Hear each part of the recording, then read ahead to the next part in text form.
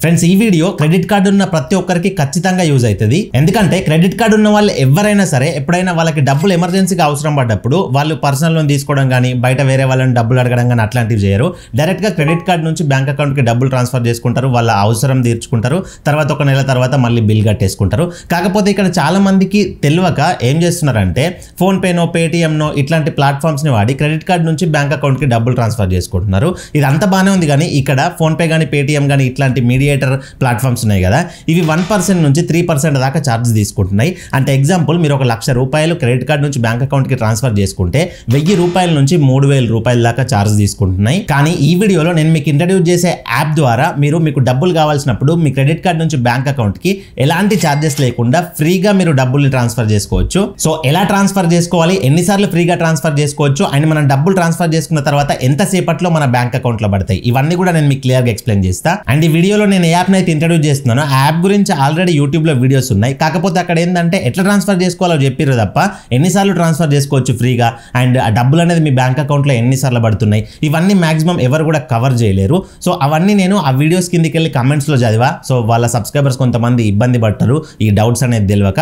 So ఆ doubts ని pick చేసుకొని నేను ఈ వీడియోలో అన్ని కూడా నేను మీకు క్లియర్ గా ట్రాన్స్పరెంట్ గా ఏది ఉన్నా కానీ క్లియర్ గా చెప్పేస్తా. ఎందుకంటే మీరు ఎలాంటి ఇబ్బంది కూడా పడకూడదు. సో యాప్ వచ్చేసి housing app. App link description లో ప్రొవైడ్ చేస్తా, లేకపోతే మీరు ప్లే స్టోర్ నుంచి కానీ యాప్ స్టోర్ నుంచి కానీ ఇన్స్టాల్ చేసుకోవచ్చు, మీ ఇష్టం. యాప్ ఇన్స్టాల్ చేసుకున్న తర్వాత యాప్ ని ఓపెన్ చేయండి. ఓపెన్ చేసిన తర్వాత ఇక్కడ స్క్రీన్ పైన చూపిస్తున్నా చూడండి, ఇట్లాంటి ఆప్షన్ అనేటివి వస్తాయి మీకు. ఇక్కడ మీరు ఎడ్యుకేషన్ ఫీజ్ అని ఉందా దాన్ని సెలెక్ట్ చేసుకోవాల్సి ఉంటుంది. ఇన్ కేస్ మీకు ఈ రకంగా రాక హోమ్ పేజ్ అనేది ఓపెన్ అయింది అనుకోండి, డైరెక్ట్ గా హోమ్ పేజ్ లో కింద సెకండ్ ఆప్షన్ ఉంటుంది పే ఆన్ క్రెడిట్ అని చెప్పేసి, దాన్ని సెలెక్ట్ చేసుకోండి. దానిపైన క్లిక్ చేసిన తర్వాత మీకు ఇక్కడ చూపిస్తున్న ఆప్షన్స్ వస్తాయి. ఇందులో ఎడ్యుకేషన్ ఫీజ్ అయితే సెలెక్ట్ చేసుకోండి. తర్వాత మీరు ఎంత అమౌంట్ ట్రాన్స్ఫర్ చేసుకుంటారు అని అడుగుద్ది. మీరు 10,000 చేసుకుంటారా, 20,000 చేసుకుంటారా, 50,000 చేసుకుంటారా, మీకు ఎంత అమౌంట్ ట్రాన్స్ఫర్ చేసుకోవాల్సిన అవసరం ఉంటే అంత అమౌంట్ ఇక్కడ ఎంటర్ చేయండి. నా సజెషన్ మాత్రం ఒక ట్రాన్సాక్షన్ లో 50,000 కంటే తక్కువ మాత్రమే చేసుకోండి, సేఫ్ సైడ్ లో ఉంటుంది. సో మీకు కావాల్సినంత అమౌంట్ ఎంటర్ చేయండి. తర్వాత కంటిన్యూ పైన క్లిక్ చేయండి. తర్వాత మీరు ఏ బ్యాంక్ అకౌంట్ కి అయితే డబ్బులు ట్రాన్స్ఫర్ చేసుకోవాలనుకుంటున్నారో ఆ బ్యాంక్ అకౌంట్ నెంబర్ ఎంటర్ చేయండి ఫస్ట్ బాక్స్ లో. సెకండ్ బాక్స్ లో కూడా అదే అకౌంట్ నెంబర్ ఎంటర్ చేయండి.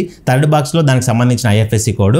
ఫోర్త్ బాక్స్ లో మీరు ఏ అకౌంట్ కి అయితే డబ్బులు ట్రాన్స్ఫర్ చేసుకుంటున్నారో ఆ అకౌంట్ లో పేరు ఎట్లా ఉందో అట్లా ఎంటర్ చేయండి. ఎగ్జాంపుల్ మీకే ట్రాన్స్ఫర్ చేసుకుంటే మీ పేరు ఎంటర్ చేసుకోండి. మీ ఫ్రెండ్ కి చేసుకుంటున్నారు అనుకోండి, మీ ఫ్రెండ్ అకౌంట్ నెంబర్ ఇచ్చారు కాబట్టి మీ ఫ్రెండ్ పేరే ఇక్కడ ఇవ్వాలి. ఇదంతా తతంగం ఎందుకు, మా దగ్గర అకౌంట్ నెంబర్లో IFSC కోడ్ లేవు అని అనుకున్నారు అనుకోండి, పక్కన UPI ఐడి అని ఉందా దానిపైన క్లిక్ చేసి ఫోన్ పేలో మీ UPI ఐడి ఉంటుంది కదా, ఆ UPI ఐడి తీసుకొచ్చి ఇక్కడ ఎంటర్ చేసి వెరిఫై చేసుకోండి. పేరు మీదే వస్తుందా లేదా చూసుకోండి. చూసుకొని కింద కంటిన్యూ పైన క్లిక్ చేయండి. ఇప్పుడు మీ మొబైల్ నెంబర్ ఎంటర్ చేయాల్సి ఉంటుంది. ఇక్కడ మొబైల్ నెంబర్ ఎంటర్ చేసి రిక్వెస్ట్ OTP పైన క్లిక్ చేయండి. మీ మొబైల్ నెంబర్కి OTP వస్తుంది, OTP తీసుకొచ్చి ఇక్కడ ఎంటర్ చేసి వెరిఫై పైన క్లిక్ చేయండి. తర్వాత మీ నేమ్ అనేది ఇక్కడ అడుగుద్ది, మీ నేమ్ అనేది ఎంటర్ చేయండి. మీరు ఎవరైతే ట్రాన్స్ఫర్ చేస్తున్నారో మీ పేరు ఇక్కడ ఎంటర్ చేయండి. తర్వాత ఇంపార్టెంట్ స్టెప్, ఇక్కడే మీకు ఫ్రీగా ట్రాన్స్ఫర్ చేసుకోవడానికి ఆప్షన్ అయితే ఉంటుంది.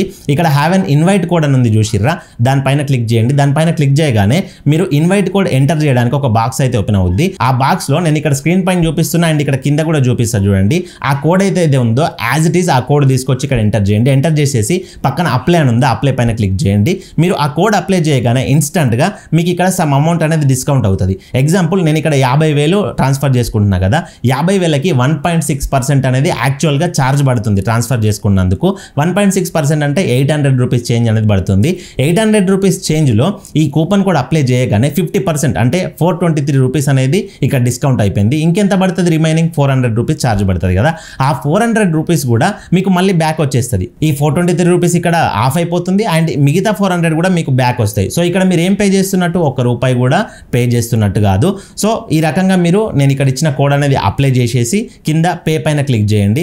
మరొకసారి కింద పే పైన క్లిక్ చేయండి. ఇక్కడ పాన్ కార్డ్ డీటెయిల్స్ ఎంటర్ చేయాల్సి ఉంటుంది. ఎవరి పాన్ కార్డ్ డీటెయిల్స్ ఎంటర్ చేయాలి అంటే ఎగ్జాంపుల్ మీ క్రెడిట్ కార్డ్ నుంచి మీకే డబ్బులు పంపించుకుంటున్నారు అనుకోండి, మీ పాన్ కార్డ్ డీటెయిల్స్ ఎంటర్ చేయండి. లేదు మీ క్రెడిట్ కార్డ్ నుంచి మీ ఫ్రెండ్కో, మీ ఫాదర్కో, మీ బ్రదర్కో డబ్బులు పంపిస్తున్నారు అనుకోండి, వాళ్ళ పాన్ కార్డ్ డీటెయిల్స్ అయితే ఇక్కడ ఎంటర్ చేయాల్సి ఉంటుంది. ఇక్కడ వాళ్ళ pan card number and pan card పైన వాళ్ళ పేరు ఎట్లా ఉందో అట్లా ఫుల్ నేమ్ ఎంటర్ చేయండి. పాన్ కార్డ్ మీద డేట్ ఆఫ్ బర్త్ ఎట్లా ఉందో అట్లా ఎంటర్ చేసి వెరిఫై పైన క్లిక్ చేయండి. ఇక్కడ ఒక 10 సెకండ్ లోడ్ అయిపోయి ఆ పాన్ కార్డ్ అనేది వెరిఫై అయిపోతుంది. సో కింద పే పైన క్లిక్ చేయండి. కింద రీడ్ అండ్ అండర్స్టాండ్ పైన క్లిక్ చేయండి. ఇప్పుడు మీ కార్డ్ డీటెయిల్స్ అడుగుద్ది. ఏ క్రెడిట్ కార్డ్ నుంచి అయితే మీరు డబ్బులు ట్రాన్స్ఫర్ చేసుకోవాలనుకుంటున్నారో ఆ క్రెడిట్ కార్డ్ నెంబరు, ఆ క్రెడిట్ కార్డ్ యొక్క ఎక్స్పైరీ మంత్, ఇయర్, ఆ క్రెడిట్ కార్డ్ పైన మీ పేరు ఎట్లా ఉంది ఆ పేరు ఎంటర్ చేయండి. ఆ credit card back side CVV ఉంటుంది కదా, ఆ CVV కూడా ఎంటర్ చేసి మీరు కింద పే పైన క్లిక్ చేసి OTP అవన్నీ వెరిఫికేషన్ చేసుకున్నారంటే మీకు ఈ రకంగా ట్రాన్సాక్షన్ స్టేటస్ అనేది సక్సెస్ఫుల్ అని చెప్పేసి అయితే పడుతుంది.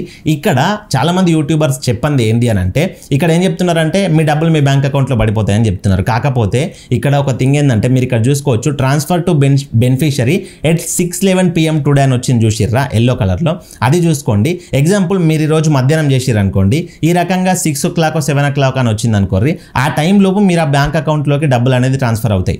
అది 10 minutesలోనే కావచ్చు, 2 minutesలోనే కావచ్చు, లేకపోతే ఇక్కడ ఇచ్చిన టైం ఉంది కదా 6:11 అని చెప్పేసి ఆ 6:11 లోపే కావచ్చు. సో ఇక్కడ ఎగ్జాంపుల్ టుమారో 11 AM అని ఇచ్చింది అనుకోండి, రేపు పొద్దున 11 గంటల లోపు మీ బ్యాంక్ అకౌంట్కి ట్రాన్స్ఫర్ కావచ్చు అమౌంట్. అట్లా ఇక్కడ ఎప్పుడైతే మీకు టైం చూపిస్తుందో ఆ టైం దాకా వెయిట్ చేయండి. సో చాలా మంది దీని గురించి తెలియక వెంటనే వీడియో కిందకి వచ్చి కామెంట్ పెడుతున్నారు, నేను ట్రాన్స్ఫర్ చేసుకున్నా నా డబ్బులు ఇంకా డిపాజిట్ కాలేవని చెప్పేసి. అండ్ ఇంకొకటి గుర్తుపెట్టుకోండి, ఏదైతే బ్యాంక్ హాలిడేస్ వస్తాయో అంటే ఎగ్జాంపుల్ సండే బ్యాంక్ హాలిడే ఉంటుంది కదా, కొంతమంది సాటర్డే ఈవినింగ్ టైం అట్లా ట్రాన్స్ఫర్ చేసుకుంటున్నారు. సో బ్యాంక్ క్లోజ్ అయిపోతాయి కాబట్టి సో సండే కూడా పెండింగ్లో ఉండి మళ్ళీ అవి మండేనో ట్యూస్డేనో డిపాజిట్ అవుతున్నాయి. ఇట్లాంటి కొన్ని ప్రాబ్లమ్స్ కూడా వస్తున్నాయి. కాబట్టి మీరు బ్యాంక్ వర్కింగ్ డేస్లోనే ట్రాన్స్ఫర్ చేసుకోండి, నేను ఓపెన్గా ట్రాన్స్పరెంట్గా చెప్తున్నా. అండ్ ఇక్కడ వచ్చిన టైం కూడా చూసుకోండి. అండ్ ఇంకొకటి ఏంటంటే ఇందాక 423 రూపీస్ మాత్రమే ఆఫ్ అయినాయి కదా, మిగతా 400 ఏవి అని అంటే ఈ 400 అనేవి ఈ ట్రాన్సాక్షన్ అనేది ఇప్పుడు సక్సెస్ అయింది కదా, ఆ మిగతా 400 ఇదే యాప్లో మీ వ్యాలెట్ కార్డ్ అవుతాయి. సో ఆ వ్యాలెట్లో ఉన్న అమౌంట్ని మళ్ళీ మీరు ఏం చేసుకోవచ్చు అని అంటే తర్వాత ఎప్పుడైనా మళ్ళీ మీకు ఒక 25,000 అవసరం పడ్డాయి అనుకోండి, ఆ 25,000 ట్రాన్స్ఫర్ చేసుకున్నారు అనుకోండి, ఎగ్జాంపుల్ చెప్తున్నా 25 అని, మీకు 25 అవసరం పడవచ్చు, 50 అవసరం పడవచ్చు, 10,000 అవసరం పడవచ్చు. అవి ట్రాన్స్ఫర్ చేసుకునేటప్పుడు అక్కడ కూడా మీకు మళ్ళీ ఛార్జెస్ పడతాయి కదా 1.6% అట్లా, అప్పుడు ఈ వ్యాలెట్లో ఉన్న డబ్బుల్ని అక్కడ కట్ చేసేసుకోవచ్చు. సో జీరో చేసుకొని మీరు ట్రాన్స్ఫర్ అనేది చేసుకోవచ్చు. ఓవరాల్గా మీకు ఫస్ట్ ట్రాన్సాక్షన్లో మాత్రం ఏవైతే ఛార్జ్ పడుతుందో ఆ ఛార్జ్ అయితే మీకు ఫ్రీ ఆఫ్ కాస్ట్లో వెళ్ళిపోతుంది. సో మీకు క్లియర్గా అర్థమైంది అనుకుంటున్నా. దీని గురించి మీకు అర్థం కాకపోతే కామెంట్ పెట్టండి కింద, నేను మీకు ఖచ్చితంగా రిప్లై ఇస్తా. అండ్ నేను ఇచ్చిన కోడ్ మీకు ఎన్నిసార్లు పనిచేస్తుంది అంటే ఒకటేసారి పనిచేస్తుంది ఫస్ట్ టైము. ఫ్యూచర్లో వీళ్ళు కోడ్ని 2-3 సార్లు పనిచేసేటట్టు చేస్తున్నారట. ఆ అప్డేట్ రాగానే నేను మీకు మళ్ళీ వీడియో ద్వారా అప్డేట్ అయితే ఇస్తా. ప్రస్తుతం యాజ్ ఆఫ్ నౌ ఇప్పటికి మాత్రం కోడ్ అనేది ఒకటేసారి పనిచేస్తుంది. కాకపోతే మీకు మంత్లీ డబ్బులు అవసరం ఉంటాయి, ఒక్కసారి పనిచేస్తే ఎట్లా అని మీకు డౌట్ రావచ్చు. మీకు ఒక చిన్న టిప్ అయితే చెప్తా. ఎగ్జాంపుల్ ఇప్పుడు మీ నెంబర్ ద్వారా మీరు ఈ కోడ్ను వాడుకొని నేను ఇచ్చిన కోడ్ను వాడుకొని ట్రాన్స్ఫర్ చేసుకున్నారు అనుకోండి, సక్సెస్ అయినాయి. నెక్స్ట్ మంత్ మళ్ళీ అవసరం పడ్డాయి అనుకోండి, మీరు మీ సెకండ్ సిమ్ ఉంటుంది కదా, ఆ సెకండ్ సిమ్ మొబైల్ నెంబర్ ద్వారా లాగిన్ అయ్యి మళ్ళీ ఈ కోడ్ని వాడుకున్నారు అనుకోండి, మళ్ళీ మీకు సెకండ్ టైం కూడా డిస్కౌంట్ వస్తుంది. అట్లా మీకు ఎప్పుడు అవసరం పడ్డా కానీ మీరు కొత్త మొబైల్ నెంబర్ వాడి ఈ రకంగా ఫ్రీగా ట్రాన్స్ఫర్ అయితే చేసుకోవచ్చు. సో ఇది కంప్లీట్ వీడియో. ఇందులో మీకు ఏమైనా డౌట్స్ ఉంటే కింద కామెంట్ చేయండి. అండ్ ఇలాంటి మరిన్ని వీడియోల కోసం మన ఛానల్ సబ్స్క్రైబ్ చేసుకొని పక్కన బెల్ బటన్ యాక్టివేట్లో పెట్టుకోండి. అండ్ వీడియోకి ఒక లైక్ ఇవ్వండి, నాకు సపోర్టివ్గా ఉంటుంది. మరొక మంచి వీడియోతో కలుసుకుందాం. Thank you for watching. See in the next video. Jai Hind.